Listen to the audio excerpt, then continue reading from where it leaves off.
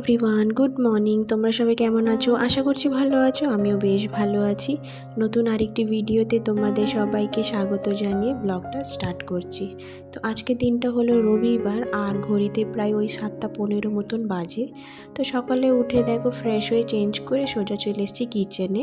তো এদিকে দুধ গরম বসিয়ে দিয়েছি, আর তার পাশে দেখো আমি কালকে রাত্রিবেলায় এই ড্রাই ফ্রুটস ভিজিয়ে রেখেছিলাম। তো খুব একটা জিনিস তো নেই আমার কাছে, তো যেটা ছিল সেইটাই ভিজিয়ে রেখেছি। এইদিকে অ্যালমন্ড ভিজিয়েছিলাম আর ওই ছোলা। তো গত ভিডিওতে আমি বলেছিলাম যে আমার ভীষণ পা হাত পা ব্যথা করছে, তো আমি হরলিক্স খাবো বলেছিলাম।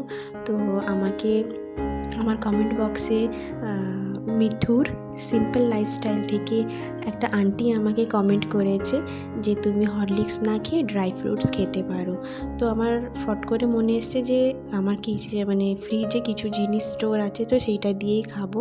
তো ওইদিকে তো অ্যালমন্ড ছিল, তো সেটাই ভিজিয়ে দিয়েছিলাম, আর ওইদিকে ছোলাও এনেছিল হাজব্যান্ড, তো সেটাও রাখা ছিল, সেটাও ভিজিয়ে দিয়েছি। তো খুব একটা জিনিস নেই আমার কাছে, তো ভাবছি একদিন বাজার গিয়ে ওই ড্রাই ফ্রুট সব নিয়ে আসবো।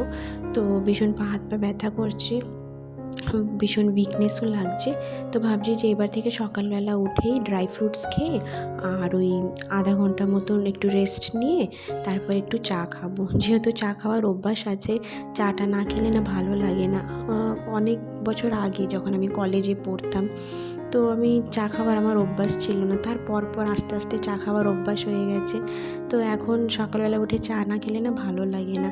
আসলে এই অভ্যাসটা আমার বাবার বাড়ি থেকেই অভ্যাস হয়ে গেছে। বাবার বাড়িতে সবাই চা খায়, কিন্তু শ্বশুরবাড়িতে কেউ খায় না। তো আমার হাজব্যান্ডও পছন্দ করে না, কিন্তু আমার একটা অভ্যাস হয়ে গেছে। তো না খেলে ভালো লাগে না।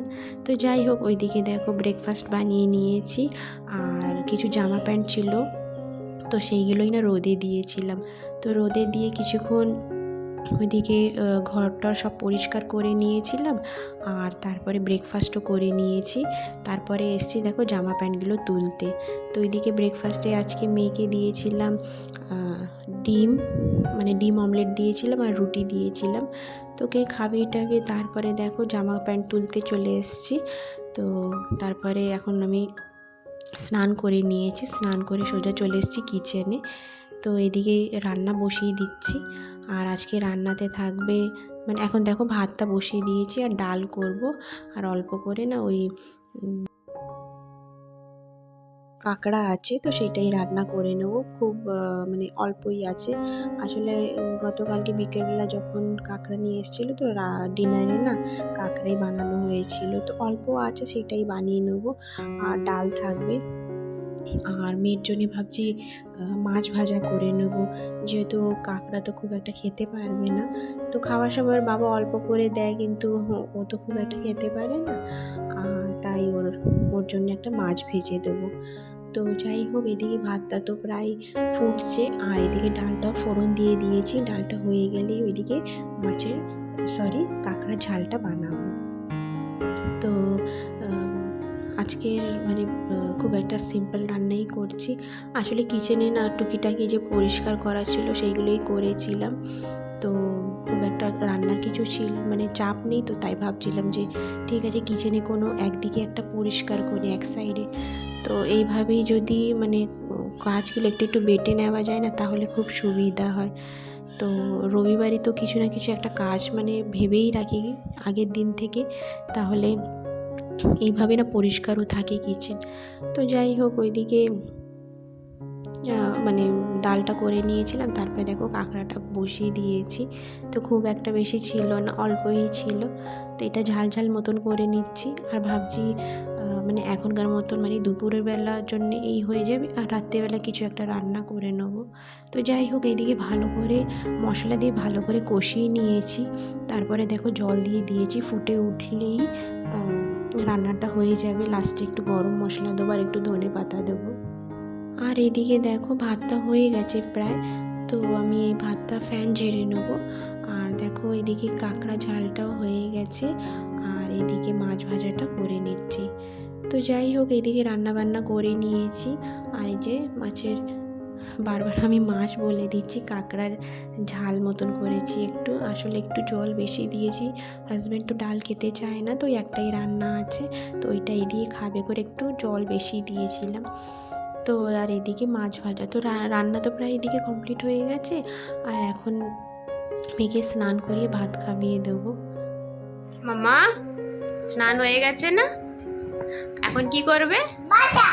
ভাত খাবে? কালকে এক্সাম আছে। কালকে ছুটি না, কালকে স্কুল, মানডে। বল। ঠিক আছে, আমি বের করে দিচ্ছি, ওঠো। মা ভাত ভাত খাবে। ভাত খেয়ে কি করতে হবে? পড়াশোনা। এখন পড়াশোনা করবে?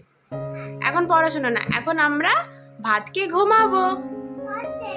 হ্যাঁ, তারপরে বিকেলবেলা পড়াশোনা করবে, সন্ধেবেলা। হ্যাঁ, সন্ধেবেলা পড়াশোনা করবে, ঠিক আছে? ওকে। বাই।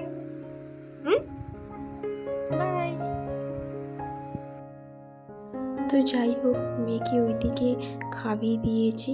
খাইয়ে দেওয়ার পরে এখন আমি একটু কিচেনে মানে এইগুলো গ্যাসগুলো ভালো করে পরিষ্কার করে নেব, যেহেতু এখন না হাজব্যান্ড আসেনি। তো হাজব্যান্ড আসার পরে আমরা দুজনে খেতে বসবো। তোকে ফোন করেছিলাম, তো বলছে যে একটু দেরি হবে, তো তাই ভাবলাম যে বসে থেকে তো লাভ নেই, তো কিচেনটা পরিষ্কার করে রাখি, তাহলে আমার কাজটা একটু কম হয়ে যাবে। তো যাই হোক, এইদিকে ভালো করে পরিষ্কার করে নিচ্ছি। আর প্রত্যেক দিন না ওই রান্নার পরেই পরিষ্কার করে নিই। তো আজকে একটু দেরি হয়ে গেছে, মাঝে মধ্যে আমার একটু দেরি হয়ে যায়।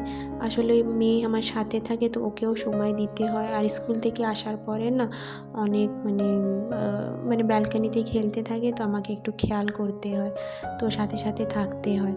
তো ওইদিকে ওর সাথে ছিলাম। আর স্কুল থেকে আসার পরে না মানে একটু খেলনা টেলনা দিয়ে খেলে, তো আমাকে ডাকতে থাকে, মানে আসো মা একটু খেলো, সাথে থাকো। তো একটু আবদার করে, তাই আমার এদিকে কাজের একটু দেরি হয়ে যায়। তো যাই হোক, এদিকে গ্যাসগুলো সব ভালো করে মুছে নিয়েছি, প্রত্যেক দিন এইভাবেই মুছে থাকি। আর এদিকে ঝিঙ্কগুলো ভালো করে মেজে নিয়েছি, এখন ধুয়ে রেখে দেবো সাইডে। তো এখন রেখে দিচ্ছি, বিকেলবেলা এগুলো ভালো করে সেট করে নেবো। তো এখন মানে জলটা ঝরে গেলে বিকেলবেলা সেট করে নেবো, তারপরে বিকেলবেলা ওই চাটা বানিয়ে থাকি, মেয়ের জন্য দুধ গরম করা, এইসব তো করতেই হয়। তো এইভাবেই ভালো করে পরিষ্কার করে নিয়েছি। তো যাই হোক, ব্লগটা আর বেশি বড় করছি না, আজকে এই পর্যন্তই রাখছি। তো এদিকে দেখো, সব কিচেন কাউন্টার ভালো করে পরিষ্কার করে নিয়েছি। তো যাই হোক, এই ব্লগটা এই পর্যন্তই রাখছি। আবার দেখা হবে অন্য কোনো ব্লগ নিয়ে। ততক্ষণ সবাই ভালো থাকবে, সুস্থ থাকবে। টাটা।